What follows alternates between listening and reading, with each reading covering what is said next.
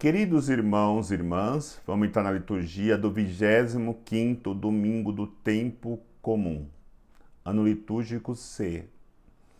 Os textos que nos são apresentados para reflexão, como pela leitura do livro do profeta Amós, capítulo 8, versículo de 4 a 7.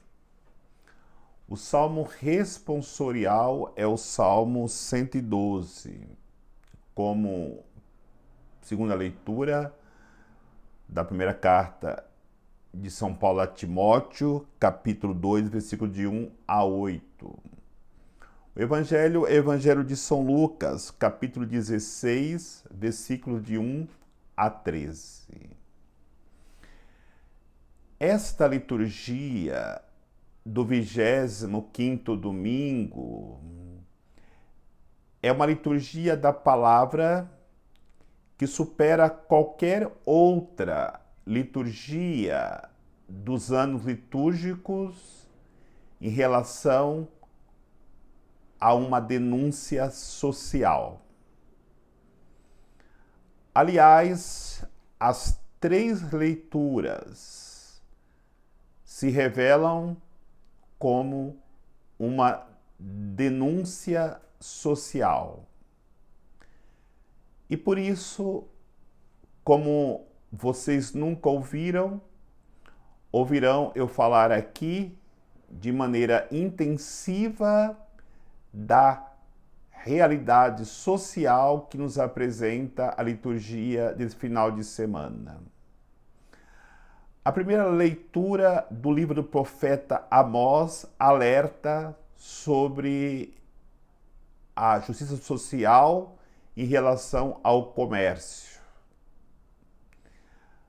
A segunda leitura da carta a Timóteo fala sobre a questão social na sua dimensão política. E o Evangelho, ele nos apresenta uma reflexão sobre a ética e a moral. Diante destas realidades, perceberemos que somos convidados a vivermos estas realidades, direcionando-as a uma reflexão espiritual. Iniciando a reflexão a partir do livro do profeta Amós, entendemos ali uma sociedade israelita próspera, onde o comércio vai bem, onde as pessoas comerciam de tudo, inclusive no exterior. Todos estão felizes com esta possibilidade de enriquecerem. Somente uma pessoa não está feliz com aquilo que está vivendo no comércio de Israel. Essa pessoa é o profeta Amós, que começa a anunciar a realidade da exploração dos pequenos, enquanto que os comerciantes, eles fraudam na balança, onde se pede 1 quilo, paga-se por 1 quilo e recebe 800 gramas ou até menos. Vendem o refúgio, aquilo que não tem valor pela má qualidade do produto. No entanto, eles vendem para os pobres, tirando o pouco que os pobres têm. E aí o profeta alerta que Deus não está contente com aquela situação.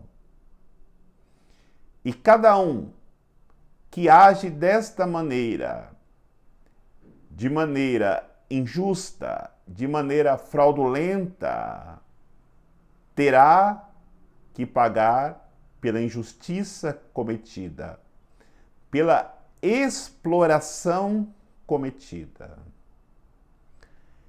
E percebemos, temos conhecimento que o livro do profeta Amós é muito antes de Jesus vir ao mundo.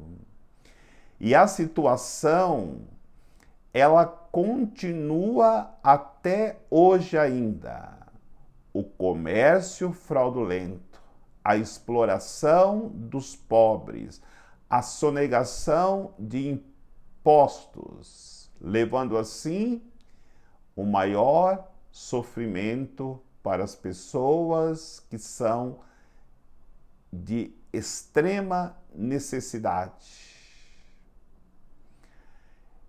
Quando o profeta anuncia essa exploração comercial, a sua intenção é colocar Deus nas ações comerciais do homem, porque o dinheiro faz com que o homem endureça o coração e não só esquece de Deus, mas também esquece da necessidade do seu semelhante. E essa denúncia tem a intenção de levar os que cometem tais injustiças se arrependam e se convertam a Deus. A outra reflexão na questão social, política, é um anúncio de São Paulo nessa carta escrita a Timóteo, da relação do povo com os políticos. E ele vai dizer que é necessário rezar por todas as pessoas, principalmente por aquelas que governam, porque elas precisam ajudar o povo nas dificuldades enfrentadas. E aí temos que olharmos para as nossas atitudes em relação à política e os políticos. A maior contribuição que nós podemos dar para mudar esta realidade é a nossa súplica, com as mãos levantadas a Deus, para que Ele olhe para aqueles que governam e dê para eles a verdadeira conversão de coração e que a partir daí eles comecem a ajudar os mais necessitados, os que precisam de moradia, os que precisam de acesso à saúde, de acesso à educação. Enquanto não rezarmos como cristãos para que Deus toque no coração desses homens que estão à frente dos governos, para que eles tenham o coração voltado para os pobres, continuaremos vivendo essa realidade de irmos de mal a pior na situação social, política do nosso país e do mundo inteiro. Devemos aprender. Xingar não adianta. Nos irarmos não adianta. Ficarmos murmurando não adianta.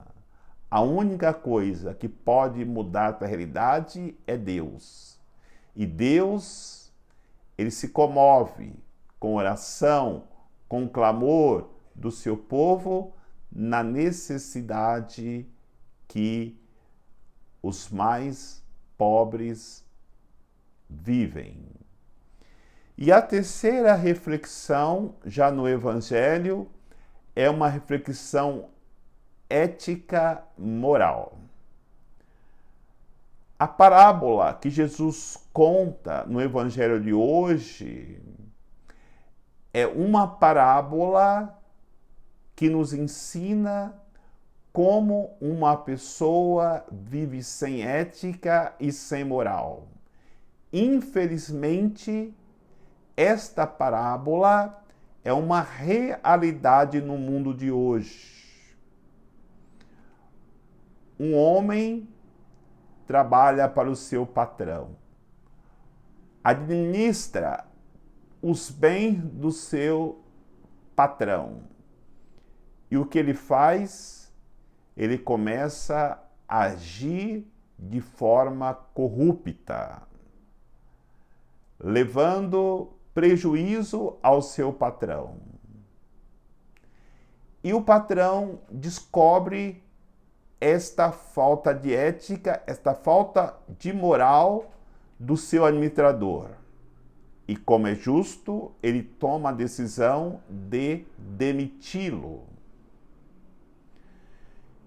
E aqui entra o centro da nossa reflexão ética e moral, porque a intenção de Jesus não é elogiar a maneira imoral, a maneira antiética que este administrador começa a praticar a partir do momento que ele é descoberto na sua corrupção.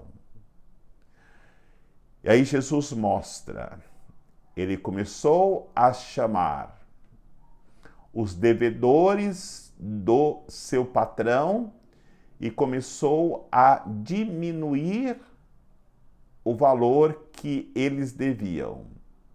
Quem devia 100 barris, ele marcava 70. Quem devia uma quantidade grande, ele ia diminuindo essa quantidade. Qual era a intenção dele?